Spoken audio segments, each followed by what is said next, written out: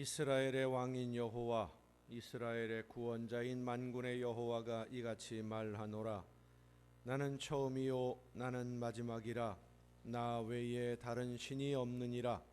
하나님은 영이시니 예배하는 자가 영과 진리로 예배할지니라. 아멘.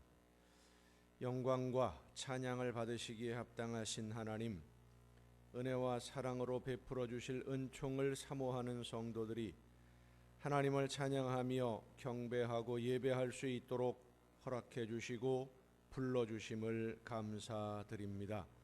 온몸과 마음을 다하여 예배하는 성도들을 기쁘게 받아 주시고 우리 모두를 거룩한 산 제물로 받아 주시옵소서. 성령의 충만한 능력으로 우리의 심령을 새롭게 하시사 말씀하시는 하나님의 음성을 듣고 믿음으로 결단하는 예배가 되게 하옵소서. 상한 심령들이 치유함을 받고 연약한 심령들이 새 힘을 얻어 성령의 인도하심을 따라 사명을 감당하는 일꾼으로 거듭나는 예배가 되게 하옵소서. 예수 그리스도의 이름으로 기원하옵나이다. 아멘.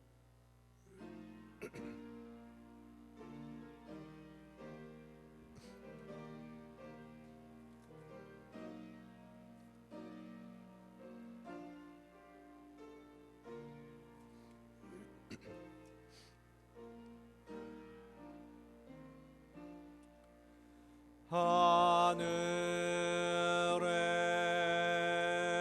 계신 아버지, 이름 거룩하사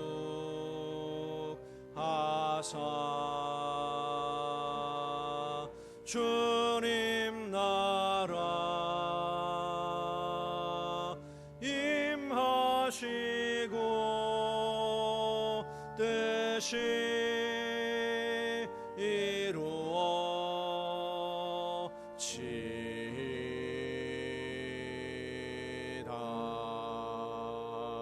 일용할 양식 주시고 우리들의 큰 죄 다 용서하옵시고 또 시험에 들게 마시고 악에서 구원하소서. 대개 주의 나라 주의 권세 주의 영광 영원히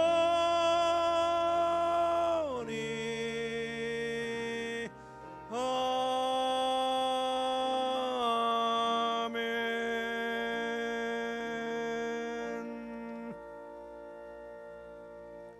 긍휼과 자비의 하나님, 하나님의 은혜를 사모합니다. 사랑의 주님, 십자가의 공로를 의지하여 나옵니다. 성령이시여 우리의 속마음을 감찰하시고 살아계시는 성삼위의 하나님, 우리의 예배를 받아주시고 아멘. 자리에 앉으셔서 찬송가 25장 찬송을 함께 부르시겠습니다.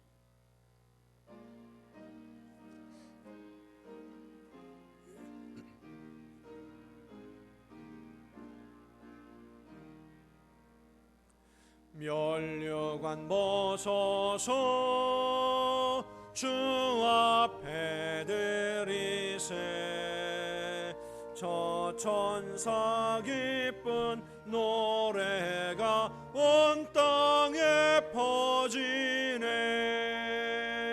내 혼악 깨어서 주 찬송하여라. 온 백성 죄를 속하신 만왕의 왕일세. 멸류관 면류관 벗어서 주 앞에 드리세. 그 손과 몸의 상처가 영광 중 빛나네. 하늘의 천사도 그 영광 보고서 고난의 신비 알고자 느름 모아도다. 면류관 벗어서 주 앞에 드리세. 온 세상 전쟁 끝이고 참 평화 오겠네. 주 보좌 앞에서 온 백성 엎드려 그 한량없는 영광을 늘 찬송합니다.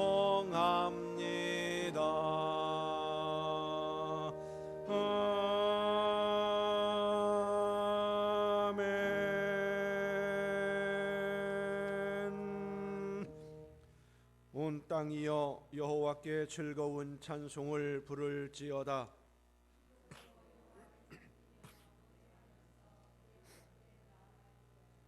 여호와가 우리 하나님이신 줄 너희는 알지어다.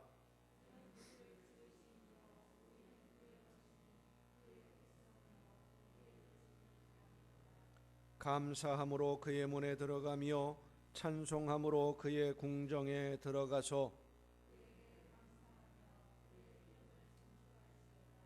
여호와는 선하시니 그의 인자하심이 영원하고. 아멘. 이제 지나온 시간들을 돌아보면서 우리의 모든 잘못과 죄와 허물을 침묵 속에서 주님께 고백합니다.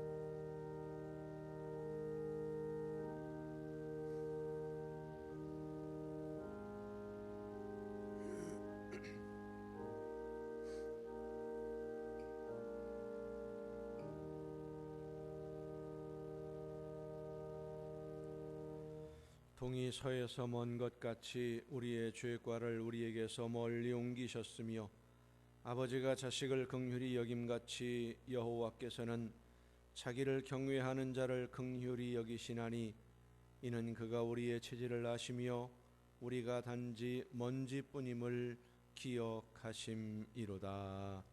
아멘. 이 말씀은 우리를 사랑하셔서 우리의 모든 죄를 용서해 주시는 하나님의 말씀입니다. 다 함께 사도신경으로 우리의 신앙을 고백합니다. 나는 전능하신 아버지 하나님, 천지의 창조주를 믿습니다. 나는 그의 유일하신 아들 우리 주 예수 그리스도를 믿습니다. 그는 성령으로 잉태되어 동정녀 마리아에게서 나시고 본디오 빌라도에게 고난을 받아 십자가에 못 박혀 죽으시고 장사된 지 사흘 만에 죽은 자 가운데서 다시 살아나셨으며 하늘에 오르시어 전능하신 아버지 하나님 우편에 앉아 계시다가 거기로부터 살아있는 자와 죽은 자를 심판하러 오십니다. 나는 성령을 믿으며 거룩한 공교회와 성도의 교제와 죄를 용서받는 것과 몸의 부활과 영생을 믿습니다. 아멘. 다 함께 찬송가 321장 찬송을 함께 부르시겠습니다.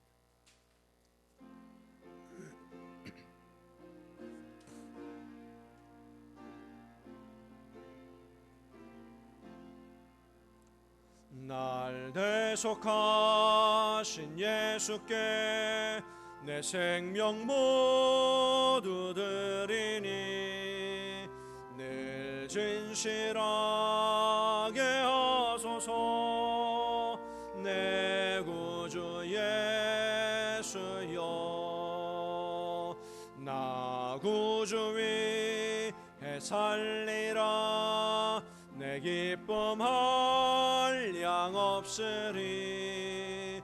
내 갈 길이 놓아소서. 내 구주 예수여, 날 구원하신 예수를 일평생 의지하오니 날 영접하여 주소서. 내 구주 예수여, 나 구주 위에 살리라. 내 기쁨 한량 없으리. 내 갈 길이 놓아소서. 내 구주 예수여, 주 십자가에 달리사 날 자유하게 했으니 내 몸과 마음을 주 위에 다스게 하소서. 나 구주 위에 살리라. 내 기쁨 한량 없으리. 내 갈 길이 놓아소서. 내 구주 예수여,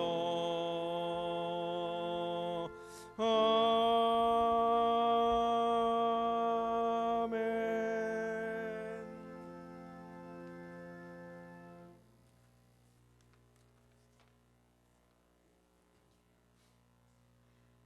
고맙고 감사하신 하나님 아버지, 저희를 하나님 자녀로 부르시고 늘 풍성한 은혜를 내려주심을 감사드립니다.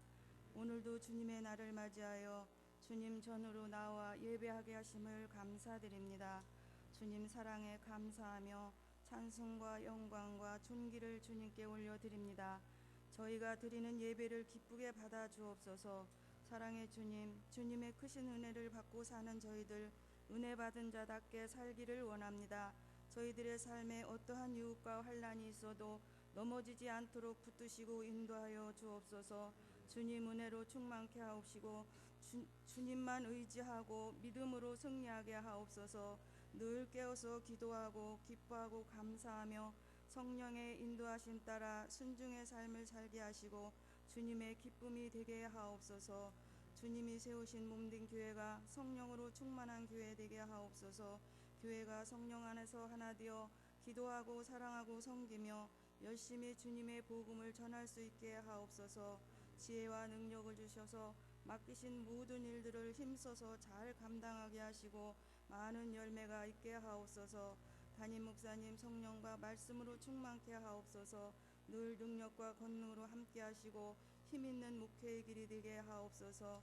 목회의 계획을 세우시고 진행하시는 모든 일들이 주님 뜻 가운데 아름답게 이루어지게 하옵소서. 코로나19로 인해 힘들어하며 불안한 삶을 살고 있는 이 나라 이 백성을 불쌍히 여기시고 속히 전염병이 그치게 하옵소서. 모든 것이 정상적으로 회복되게 하셔서 안심하고 평안한 삶을 살 수 있도록 은혜를 베풀어 주옵소서. 오늘도 목사님 말씀을 전하십니다. 성령과 지혜로 충만케 하시고 갑절의 영역을 7배나 더하옵소서. 생명의 말씀이 능력 있게 증거되게 하옵소서. 말씀 듣는 저희들 성령으로 감화시켜 주셔서 주님의 사랑을 더 깊이 깨닫게 하시고 그 사랑을 감사하며 실천하는 삶이 되게 하옵소서. 예배를 돕는 손길들이 있습니다. 주어진 역할에 따라 최선을 다하게 하시고 주님께 기쁨과 영광이 되게 하옵소서. 주님께 찬양으로 영광 돌리는 성가대를 기억하옵소서. 특별히 세워 하나님을 찬양하는 직분을 주셨사오니 언제나 기쁨과 감사로 마음과 정성을 다하여 찬양하게 하시고 기뻐 받으시옵소서. 이 시간 드려지는 예배가 하나님께서 기뻐 받으시는 예배가 되기를 원하옵고 우리 주 예수 그리스도의 이름으로 기도드립니다.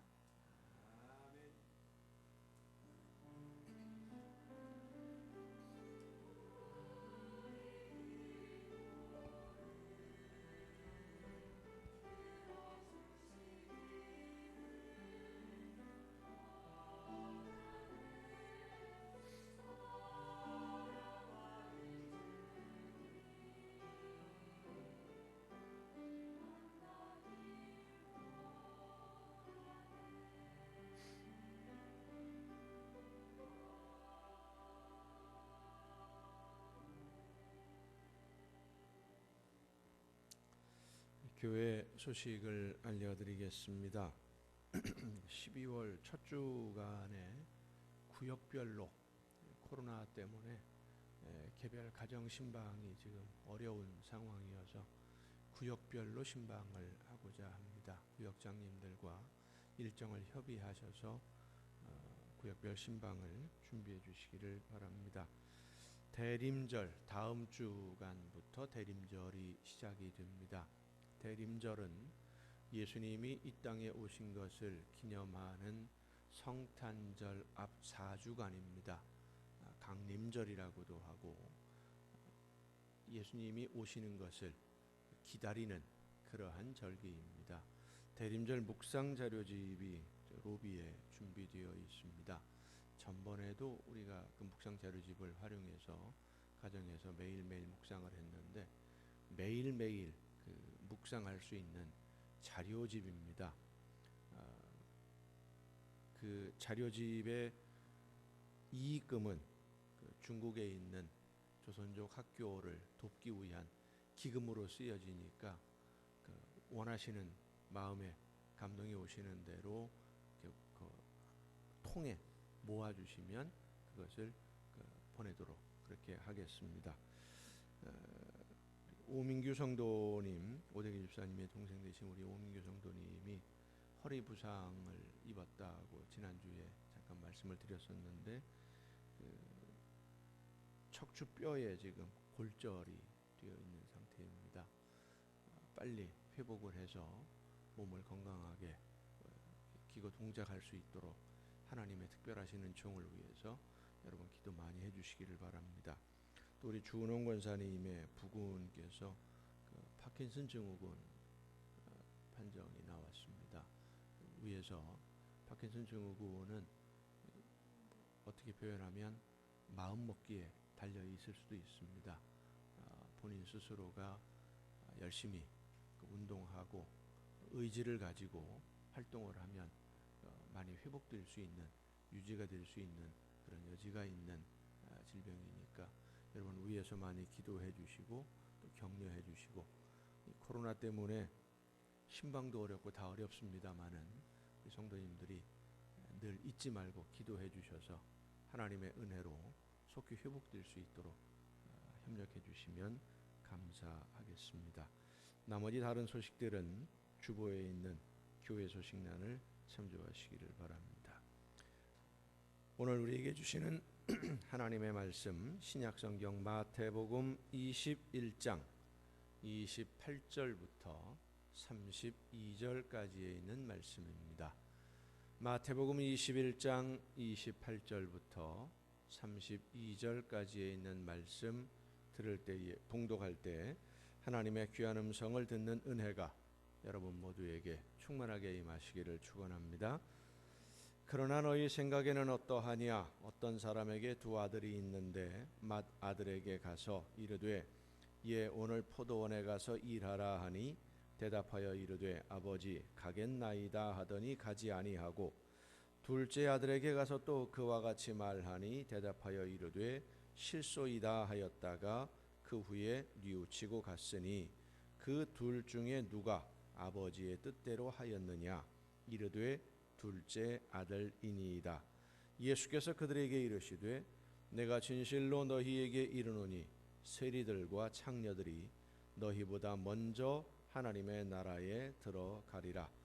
요한이 의의 도로 너희에게 왔거늘 너희는 그를 믿지 아니하였으되 세리와 창녀는 믿었으며 너희는 이것을 보고도 끝내 뉘우쳐 믿지 아니하였도다. 아멘. 말씀을 통해서 하나님의 음성을 듣는 귀한 은혜가 이 시간 우리 모두에게 충만하게 임하시기를 축원합니다. 기도하시겠습니다. 크신 사랑으로 연약한 저희들을 돌보시는 아버지 하나님, 말씀해 주시는 하나님의 음성을 듣기 위하여 한 마음으로 아버지 앞에 머리 숙여 싸우니 성령께서 이 시간 우리의 모두의 심령을 주관하여 주시옵소서. 지혜를 허락하여 주시옵소서. 귀를 열어 듣게 하여 주시옵소서. 믿음으로 역사하시사 결단하고 순종의 걸음을 걷는 우리 모두가 되게 하여 주시옵소서.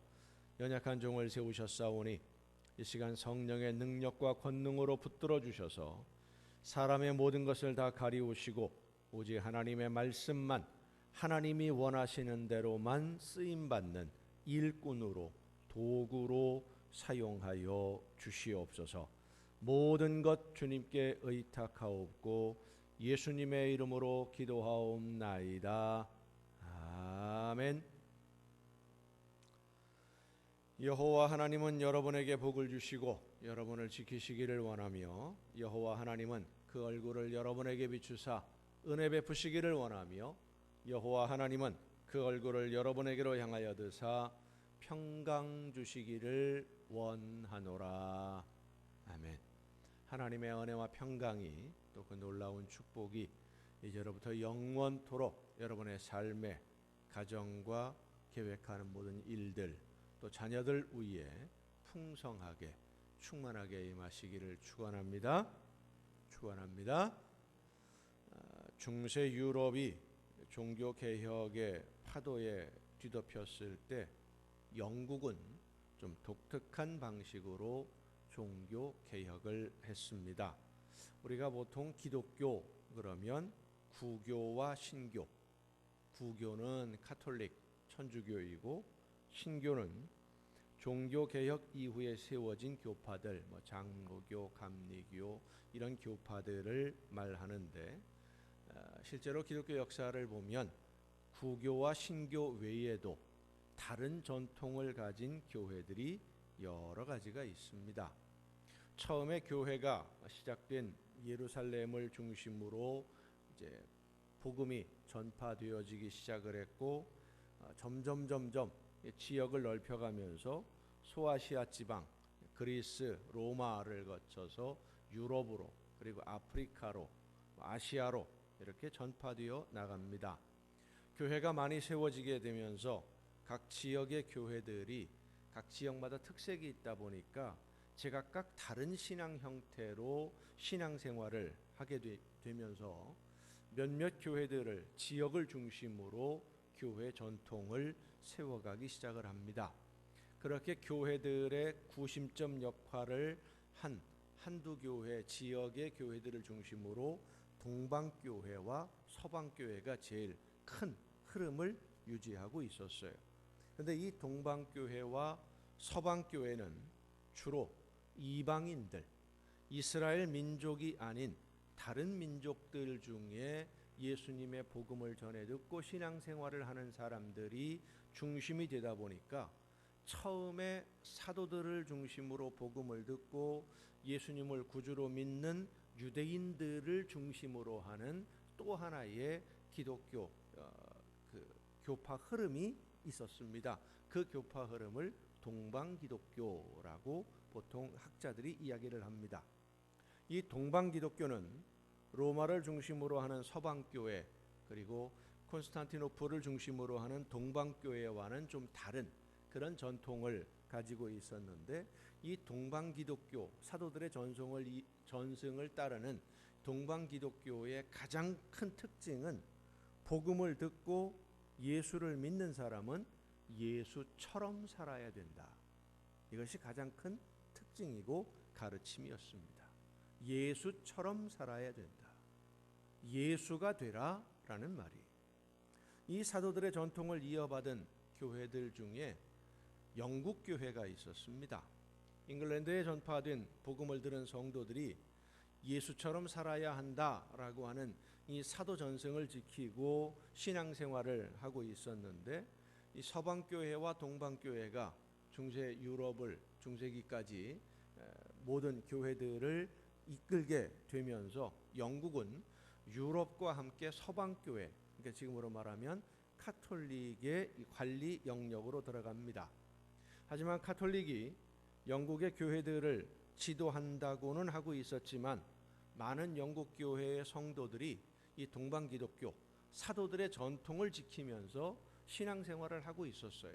그 중에서도 16세기의 유럽에서 종교개혁이 시작되면서 이 영국 교회는 헨리 8세 황제가 영국 교회를 로마의 카톨릭으로부터 로마 기독교로부터 독립을 시키면서 성공회라고 하는 자기들만의 교단으로 다시 종교개혁을 일으키게 됩니다. 그러니까 성공회는 영국의 국교인 기독교입니다. 영국 국교. 우리나라도 성공회 교회들이 몇 개가 있는데 이 성공회가 영국 국교가 되면서 사도 전승을 따르던 일부 성도들은 규범과 형식에 갇혀서 형식적인 신앙생활을 하는 것을 좀 싫어했어요. 실생활 속에서 삶 속에서 진리를 깨닫고 그 안에서 자유함을 누리면서 예수님처럼 예수님을 닮아가야 된다라고 하는 이런 신앙생활을 하고 있었는데 형식과 규범, 전통 뭐 이런 것에 얽매이다 보니까 이게 좀 많이 깝깝했던 거예요. 그 신앙 전통을 지키고 싶어 하던 몇몇 성도들이 배를 타고 그때 발견한 신대륙으로 떠납니다. 사도 전승을 따르는 102명의 청교도라고 하죠. 청교도들이 메이플라워호라는 배를 타고 이주민들과 함께 미국에 도착을 했는데 원래 목적했던 곳에 제대로 가지 못하고 항로를 이탈하는 바람에 겨울에 목적지에서 상당히 멀리 떨어진 항구에 도착을 해서 더 이상 항해를 할 수 없으니까 임시로 거기서 머물렀는데 그해 겨울에 절반 이상이 추위와 굶주림으로 목숨을 잃습니다. 봄이 되어서 거주할 곳으로 원래 목적했던 곳으로 이주를 했습니다마는 흉년 그리고 풍토병 때문에 많은 사람들이 목숨을 잃어요. 너무 힘든 상황에 하나님의 도우심을 구하기 위해서 금식하며 기도하자. 우리가 여기까지 왔는데 하나님의 도우심 이외에는 이 어려움을 극복할 방법이 없다. 그래서 금식하며 기도하기로 결정을 하고 힘들지만 하나님께 매달려서 기도하고 그러면서 고난을 견디고 있었어요. 이렇게 어려운 일이 있을 때마다 금식을 선포하고 함께 기도하며 그 어려움들을 견디어내고 있었는데 농사가 잘 되지 않아서 정말 심각한 위기를 맞이하게 됩니다. 다 굶어 죽게 된 거예요. 사람들이 모여서 다시 한번 금식하면서 하나님께 기도하자 회의를 소집을 했어요. 언제부터 어떻게 금식할 것인지 의논하고 있었는데 한 사람이 자리에서 일어나서 말합니다. 지금까지 우리는 어려운 일이 있을 때마다 금식하며 하나님의 도우심을 간구했습니다. 그러나 이제 좀 다르게 생각을 해봤으면 좋겠습니다. 비록 흉년이 들고 식구들이 질병으로 쓰러지는 어려운 상황이지만 지금 우리에게는 감사할 조건들이 있다고 생각을 합니다. 식량이 풍족하지 못하고 여건도 전에 살던 곳과 비교해서 편안하지 않지만 지금 우리에게는 가장 중요한 신앙의 자유가 있고 정치적인 자유도 있습니다. 금식하고 고통을 견디는 것보다 이 모든 것을 우리에게 주신 신앙의 자유와 정치적인 자유와 이런 것들에 대해서 하나님께 감사하는 기도 주간을 좀 가졌으면 좋겠습니다. 이 농부의 말을 듣고 거기 모였던 사람들이 깊은 감동을 받고 금식 대신 감사하기로 결정을 했어요. 그리고 시간을 정해서 하나님 앞에 감사하는 그런 절기를 지킵니다. 감사한다고 해서 없던 식량이 갑자기 풍족해지지 않았습니다. 감사한다고 해서 병들어 쓰러진 가족이 건강을 회복한 것도 아니었습니다. 하지만 감사해야 한다는 성령의 역사하심에 그들은 순종했습니다. 그 순종을 시작으로 하나님이 원하시는 대로 이전의 그 신앙적인 전통을 되살려서 신앙생활하기를 시작했고 그렇게 미국이 세워지게 됩니다. 물론 오늘의 미국은 그때와는 많이 다릅니다. 영국의 청교도들이 가지고 있었던 신앙의 전통, 이 사도 전승을 중심으로 하는 예수처럼 살아야 한다라고 하는 이 신앙 전통으로 세워진 교회들이 자본주의와 돈의 권력에 무릎을 꿇으면서 많이 변질은 되었습니다. 동방기독교, 이 사도들의 가르침을 중심으로 예수로 살기 위해 몸부림쳤던 그 신앙의 전통들이 오늘날 많이 사라지고 없어졌습니다마는 오늘 성경은 우리에게 끊임없이 말씀해주고 있습니다. 지식이 중요한 것이 아니라 사는 것이 더 중요하다. 얼마나 많이 알고 있느냐가 중요한 것이 아니라 어떻게 사느냐가 더 중요하다. 감사하면 하나님의 은혜가 풍성해진다는 것을 우리는 알고 있습니다. 이웃을 사랑하며 섬기고 생명의 길을 알지 못하는 우리 모든 이웃들에게 하나님의 말씀을, 예수 그리스도의 복음을 전해야 한다는 것을 우리 모두는 잘 알고 있습니다. 그런데 알고는 있는데 실제 생활에서 감사는 그리 많지 않습니다. 불평과 불만이 더 많아요. 복음을 전하는데 그리 많은 열심을 내지 못합니다. 예수 그리스도의 복음을 전하는 것보다 내 개인적인 일상생활에 더 많은 시간과 비용을 사용하고 있으면서도 전혀 거리낌도 없습니다.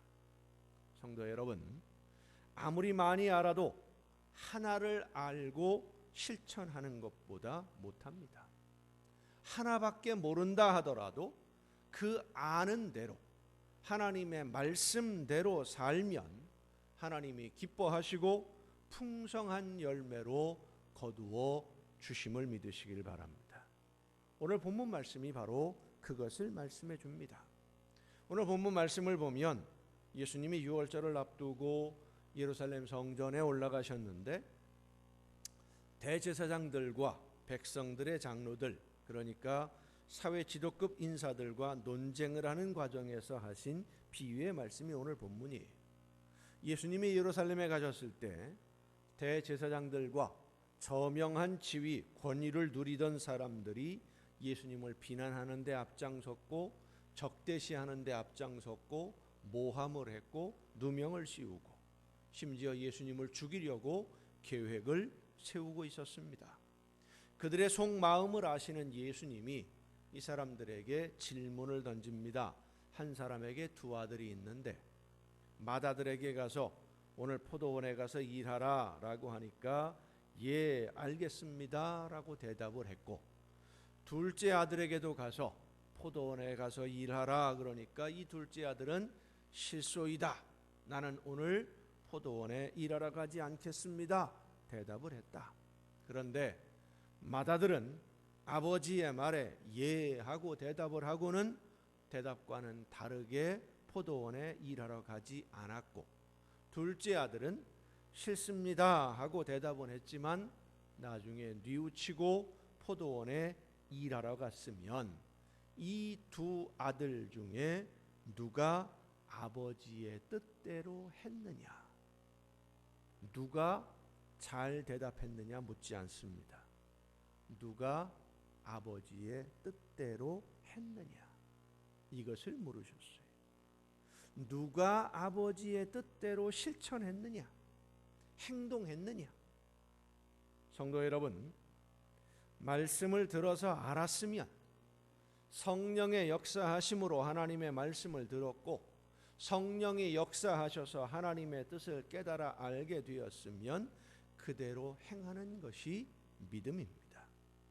기독교가 서방 기독교, 동방 기독교 이렇게 나누어지는데 서방 기독교와 동방 기독교의 가장 큰 차이가 바로 이 말씀에 있어요. 서방 기독교, 그러니까 카톨릭이나 유럽을 중심으로 하는 기독교의 전통은 믿음으로 구원을 받는다라고 생각을 하고는 이 믿음이 생각이나 사람의 마음, 지식 여기에 있다고 생각을 하고 이론적으로 이해하고 말로 설명하려고 노력을 했어요. 그런데 동방 기독교의 전통, 특히 사도 전승을 따르는 이 동방 기독교는 구원받은 사람들의 삶이 어떠냐, 그 열매가 어떤 것이 맺혀지느냐 하는 것을 더 중요하게 여겼습니다. 무슨 뜻이냐 하면 구원을 받았으면 구원받은 사람다운 열매가 있어야 한다는 겁니다. 로마서를 보면 돌무화과 나무였던 우리가 참감람나무의 접붙임을 받아서 그 진액을 받는 하나님의 자녀가 되었다라고 말씀을 해줍니다. 그 태생이 어찌 되었든 참감람나무의 진액을 받아서 하나님의 자녀가 되었으면 이제는 돌감람나무 열매가 아닌 참감람나무, 참무화과나무 열매를 맺는 것이 당연한 거예요. 본질이 변했으니까. 그런데 본질이 변했는데 예전에 죄의 종으로 살던 그 생활을 지금도 그대로 하고 있다면 그것은 구원받은 자녀의 생활이 아니라는 말씀이에요. 여러분, 믿음이 무엇입니까? 내가 예수님을 믿는다고 말하면 믿는 겁니까? 내가 믿는다고 하는 증거가 뭐예요? 믿음은 믿는 대로 실천하는 겁니다. 삶의 방식이 변하고 가치관이 변하고 생각이 변하고 살아가는 방식 모든 것이 다 변하는 거예요. 바뀌는 거예요. 저절로 변하지 않습니다. 말씀을 듣고 그 말씀대로 내 삶이 변화되어지고 그 말씀대로 실천하기 위해서 나 자신과 많이 싸워야 됩니다. 그래서 로마서 7장에서 내 속 곧 내 육신에 선한 것이 거하지 아니하는 줄을 아노니 원함은 내게 있으나 선을 행하는 것은 없노라. 내가 원하는 바 선은 행하지 아니하고 도리어 원하지 아니하는 바 악을 행하는도다 그랬습니다. 내 속에 예전에 하나님을 알지 못하고 예수님을 알지 못하던 때에 그 본성이 그대로 아직도 살아 있어서 예수님을 구주로 믿고 고백하며 하나님의 자녀로 거듭난 구원받은 사람다운 열매를 살고는 싶은데 예전의 모습이, 예전 습관이 여전히 남아 있어서 내 속에서 갈등을 일으킨다는 거예요. 내 속 사람으로는 하나님의 법을 즐거워하되 내 지체 속에서 한 다른 법이 내 마음의 법과 싸워 내 지체 속에 있는 죄의 법으로 나를 사로잡는 것을 보는도다. 오호라, 나는 곤고한 사람이로다. 이 사망의 몸에서 누가 나를 건져내리라.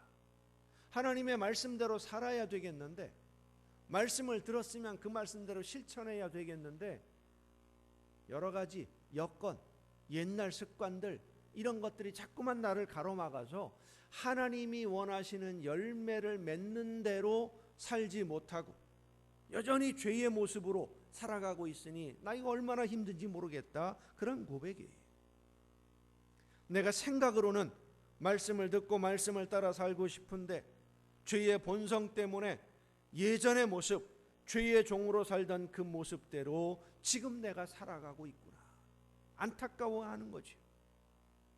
사랑을 받았으면 사랑받은 사람답게 살아야 되는데 내가 받은 사랑이 어떤 사랑인지를 아직 잘 모르니까 지식으로는 아는데 가슴으로 느껴지지를 않으니까 하나님이 우리를 사랑하셔서 우리에게로 찾아오셨는데 그 영광의 보좌를 포기하고 이 세상에 사람의 몸으로 오셔서 모든 것을 주셨는데 그 사랑을 받은 사람들이 얼마나 큰 사랑을, 어떤 사랑을 받았는지를 모른다는 거예요. 자녀들을 사랑하는 부모님들이 자신의 내일은 전혀 생각하지 아니하고 그저 자녀들이 잘 되기만을 바라고 희생하는 그런 모습들을 보면 안타까울 때가 참 많이 있습니다. 다른 문제들, 다른 사람들과 이 세상을 살아가는 문제들에게 있어서는 그리도 지혜롭고 이성적이고 냉정한 판단을 하시는 분들이 자녀의 문제만은 이성을 잃어버리는 경우가 참 많아요. 올바른 판단을 못하는 경우가 많아요. 자녀들에게 유익한 일이라면 편법도 불법도 전혀 문제가 되지 않습니다. 지난해부터 우리 사회를 흔들고 있는 이 공정과 불공정의 문제도 부모 찬스를 쓰는 자녀들, 이게 부모 찬스냐 아니냐 이것 때문에 지금 우리 사회가 많이 혼란을 겪고 있어요. 어떤 분이 그러더라고요. 아이를 위해서라면 부모로서 무엇이든지 해주고 싶었다. 뭐 누구나 다 부모라면 똑같은 마음 아니겠습니까? 그렇다고 불법으로 편법으로 내 아이만 특혜를 받게 해주면 되겠습니까? 그건 잘못된 사랑이죠. 그리고 그런 잘못된 사랑을 받고 자란 아이들이 올바르게 성장할 것 같습니까? 아닙니다. 부모님들이 그걸 모르는 건 아니에요. 다른 부모가 그렇게 하는 모습을 보면 저건 잘못된 거라고, 자녀들 교육을 저렇게 하면 안 되는 거라고 이야기를 합니다. 그런데 자기 자녀를 대할 때는 완전히 달라요. 다른 사람한테는 왜 그렇게 잘못하느냐고 비판하고 판단하는 사람들이 자기 자녀들을 대할 때는 전혀 다른 모습이에요. 다른 사람들을 비난하면서 자기는 자기 자녀들에게 더합니다. 왜요? 사랑하니까. 사랑에 눈이 멀었어요. 내가 내 자녀들에게 하는 건 당연한 것이고 더 해줄 수 있으면 더 해주고 싶은 것이 사랑이에요. 주변 사람들에게 손가락질을 당하고 욕을 먹어도 내 자녀들이 기뻐할 수만 있다면, 내 자녀들에게 유익할 수만 있다면 무엇이든 해주려고 하는 이 부모님의 사랑을 가슴으로 절절하게 느낀 사람이 그 부모님의 마음을 아프게 할 수 있겠습니까? 그 사랑이 어떤 사랑인지 경험하고 가슴으로 느낀 사람이 그 부모의 마음을 아프게 할 수가 있겠어요? 그럼 사람이 아니죠. 신앙생활은 바로 이 사랑이 바탕이 되어야 됩니다. 나를 사랑하시는 하나님의 사랑이 가슴으로 느껴지고 나를 대신해서 목숨 버리신 예수님의 사랑으로 내 가슴이 먹먹해지고 어떻게 내가 이 사랑을 받는 사람이 되었나?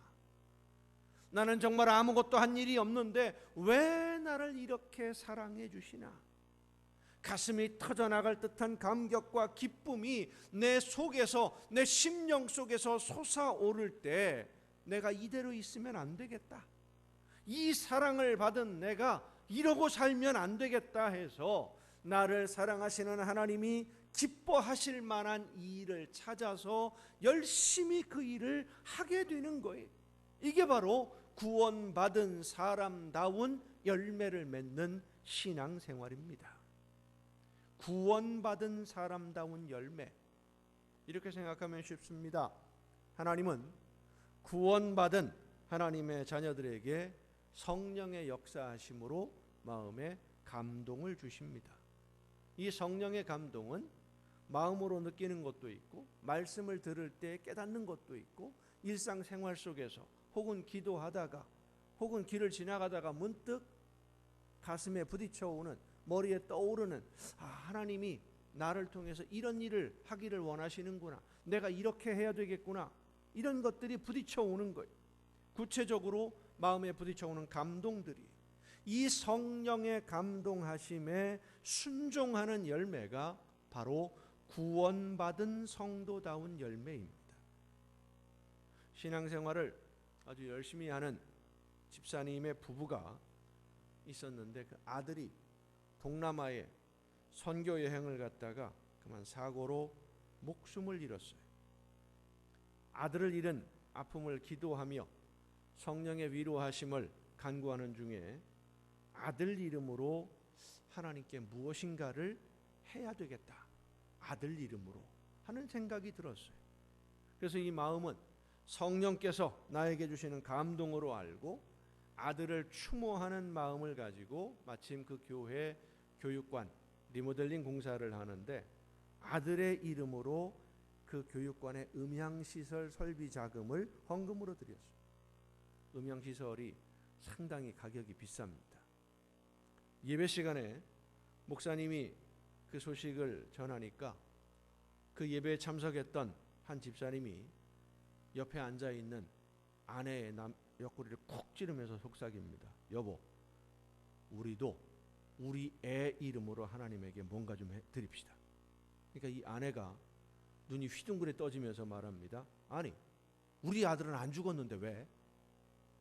저 집은 아들이 죽었으니까 죽은 아들의 이름을 기억하면서 아들을 추모하면서 하나님에게 드렸고 우리 애는 아직 멀쩡히 살아있는데 왜?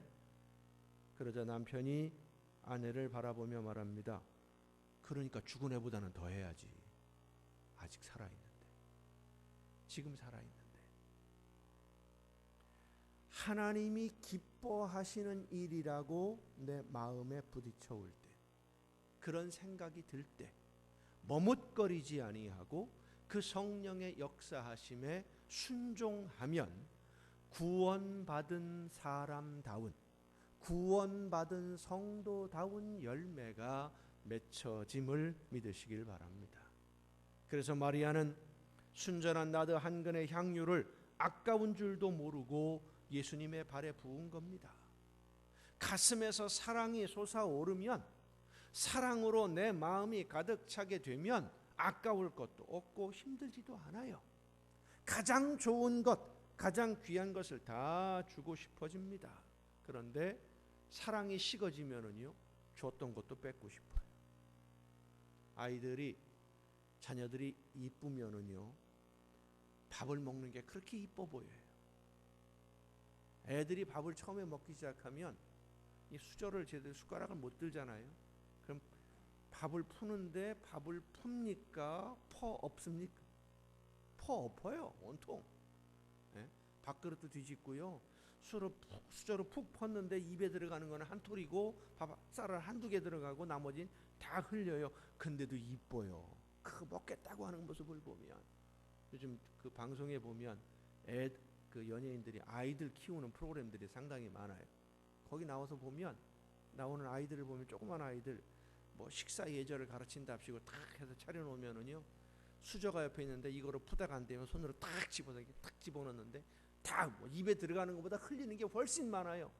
여러분 그런 모습 보면서 나도 모르게 빙그레 웃습니까? 아이고 더러워 하고 짜증을 냅니까? 웃잖아요. 그게 이뻐 보여요. 왜? 사랑하니까. 그런데요, 이 녀석들이 조금 커가지고요, 말을 안 듣고 속을 썩이기 시작하면은요, 밥 맛있게 먹고 있으면 뒤통수 한 대 탁 때리고 밖으로 뺏고 싶은 생각이 드는 거예요. 뭔 속이 편해가지고 말이야 부모 속을 다 뒤집어 놓고 밥은 이렇게 맛있게 처먹느냐, 그 생각이 드는 거예요. 사랑이 식음이야. 신앙생활이 그렇습니다. 하나님을 사랑하는 마음이 가득할 때, 예수님의 사랑으로 가슴이 벅차오를 때는 모든 것이, 내가 하는 모든 것이, 하나님 앞에 드리고 헌신하고 충성하고 봉사하는 이 모든 것이 내가 할 수 있다는 그 자체가 너무나 기쁘고 너무나 감사하고 너무나 즐겁고 너무나 좋아요. 하나님이 기뻐하시는 일이라면 오늘을 사는 나를 보면서 예수님이 기뻐하신다 못할 일이 없는 거예요. 그런데 이 사랑이 식어지면 그 다음부터는 이게 짐이 돼요. 의무적으로 하게 되고 책임으로 하게 되고 기쁨이 사라져요. 말로는, 입으로는 다 할 것 같고 순종하고 헌신하고 봉사할 것 같은데 입으로만, 말로만 신앙생활하는 사람이 됩니다. 그런 사람을 가리켜서 맹꽁이 성도라고 하고 앵무새 성도라고 합니다. 사랑하는 성도 여러분, 말씀을 듣고 말씀을 따라 즐겁게 순종하는 신앙생활이 우리의 믿음의 증거입니다. 믿음이 무엇입니까? 내가 믿는다고 말하면 믿는 것이 아닙니다. 믿음은 말씀을 듣고 말씀대로 실천하며 사는 것이 믿음입니다. 믿음은 말로 설명할 수 있는 것이 아닙니다. 생활 속에서 증거로 나타나는 것이 믿음이에요. 예수님은 하나님의 나라를 비유로 말씀하시면서 밭에 감추인 보화를 발견한 사람과 같다 그랬습니다. 밭에서 보화를 발견한 사람이 집에 돌아가서 가진 모든 것을 다 팔아서 그 밭을 삽니다. 밭에 보화가 있다는 것을 알지만 그 밭을 사지 않으면, 내 모든 소유를 다 팔아서라도 밭을 사지 않으면 그 보화는 내 것이 되지 않습니다.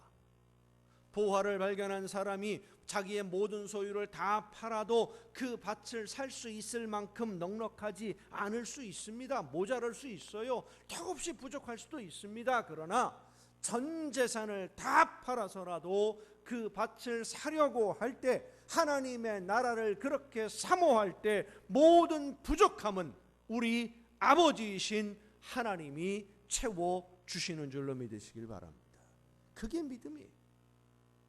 믿음은 하나님의 약속을 믿고 실천하기 위해서 첫 걸음을 내딛는 것, 그것이 믿음의 시작이고, 내 힘이나 내 능력이 부족할 때 하나님의 성령의 능력으로 내 부족함을 채워주실 것을 믿고, 나는 내가 할 수 있는 만큼, 내가 하는 데까지, 할 수 있는 데까지 끝까지 순종만 하는 것, 그것이 바로 믿음의 완성이에요.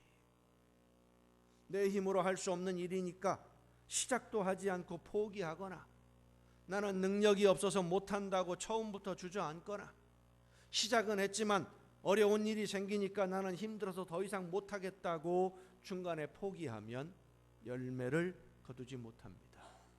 부족하지만 그 부족함은 하나님이 채워주실 계획이 있음을 믿고 끝까지 순종하는 것이 믿음입니다.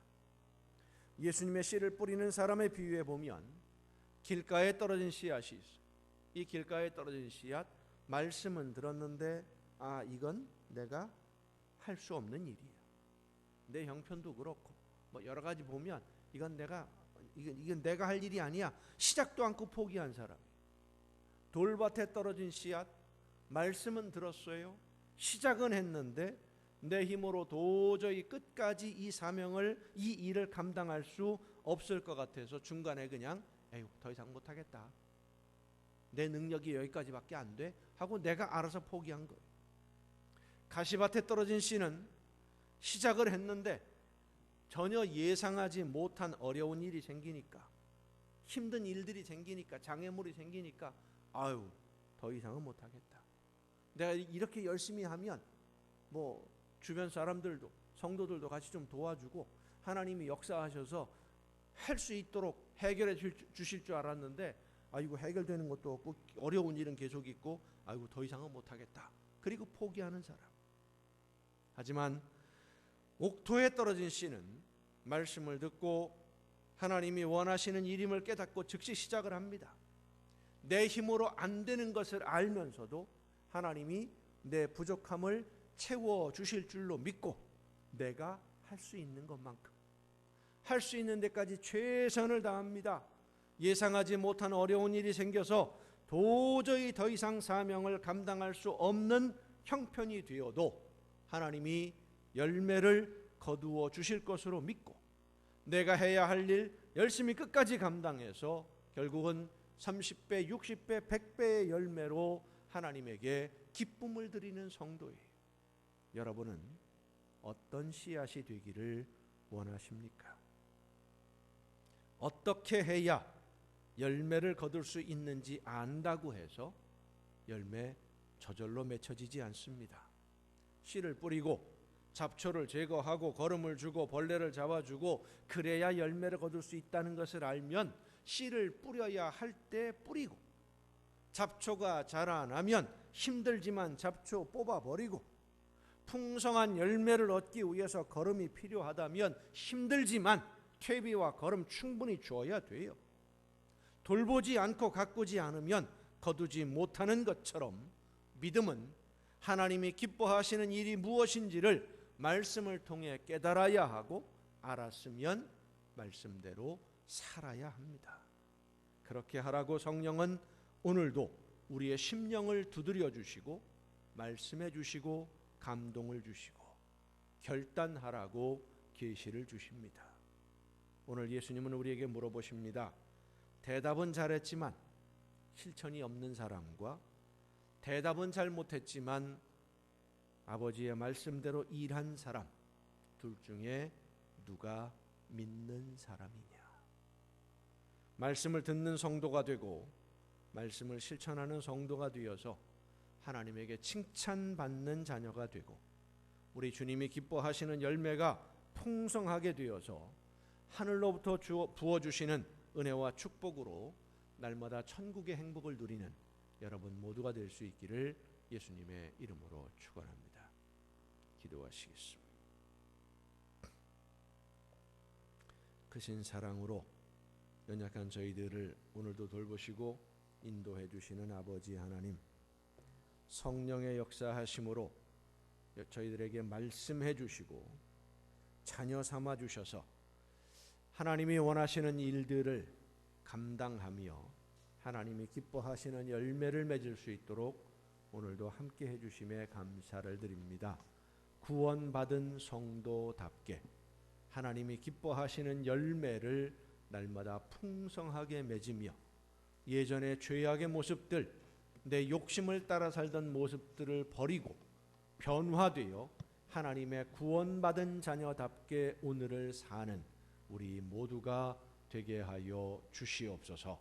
이 모든 말씀을 예수님의 이름으로 기도하옵나이다. 아멘. 이제 우리에게 주신 하나님의 말씀을 생각하면서 말씀을 따라 믿음으로 순종하고자 할 때에 어려운 일들이 있고 힘든 일이 있다 할지라도 하나님이 기뻐하시는 일이라면 끝까지 순종하고 충성하며 헌신함으로 하나님이 원하시는 열매가 더 풍성해지고 날마다 풍성해지는, 그래서 천국의 행복을 누리는 우리의 삶이 될 수 있도록 성령께서 내 마음과 뜻과 생각을 주관하여 주옵소서. 기도하며 결단하며 함께 찬양하시겠습니다.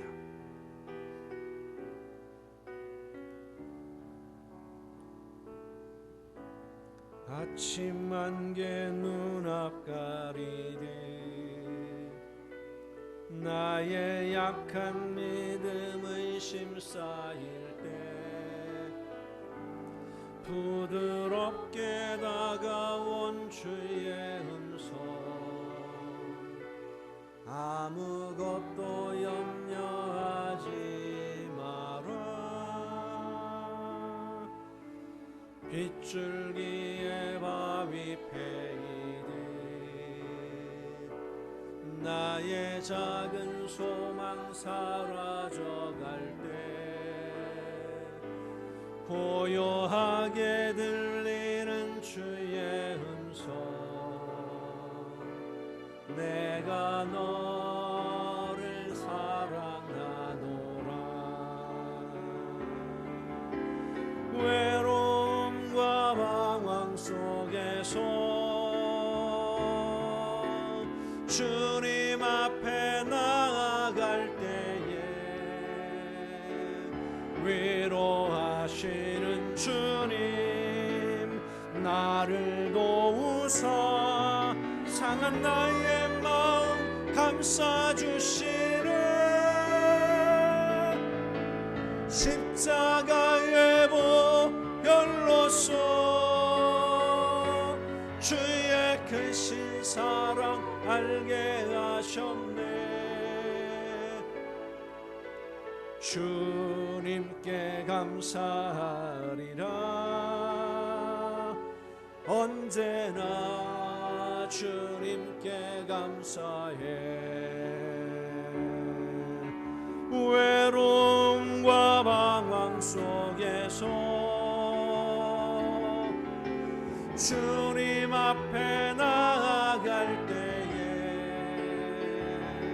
위로하시는 주님 나를 도우사 상한 나의 마음 감싸주시네 십자가의 보혈로서 주의 크신 사랑 알게 하셨네 주님께 감사하리라 언제나 주님께 감사해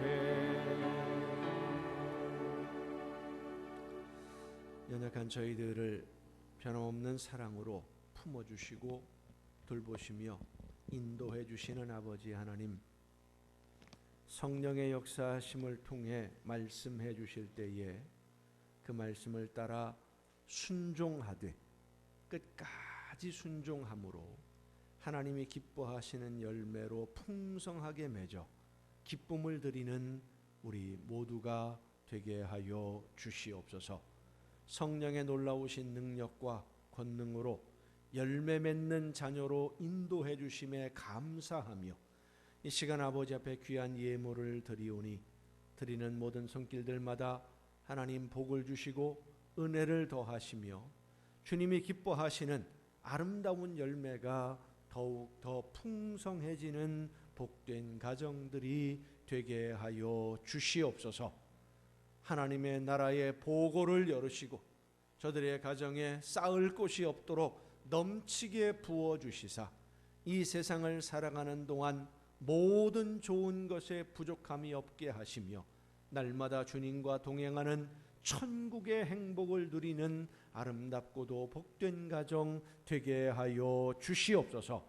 저들의 삶이 날마다 주님과 함께하며 아름다운 천국을 살아내는 아름답고도 복된 가정들이 되어서 세상 모든 사람들로부터 부러움을 사고 하나님이 기뻐하시는 아름다운 가정으로 세워 주시옵소서.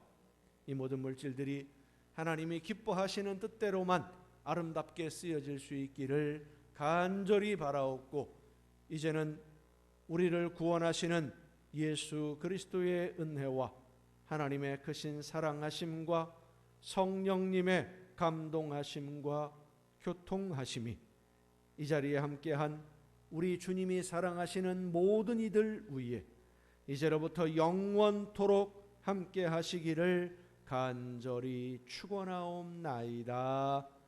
아멘.